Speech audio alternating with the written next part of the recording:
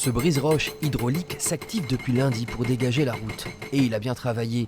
Il ne reste plus grand-chose des 500 mètres cubes de falaise qui bloquaient la sortie d'Exideuil. Il était temps, c'est début février que la catastrophe avait eu lieu. C'est le ouf de soulagement.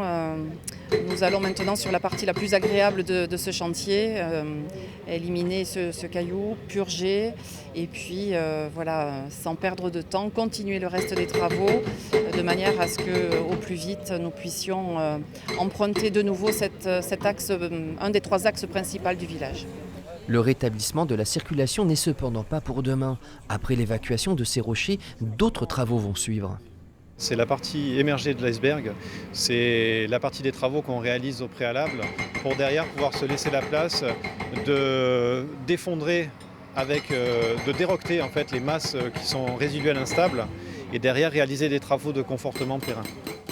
Jugés menaçants, des pans supplémentaires de falaise vont être abattus, un volume identique à ce qui est déjà tombé.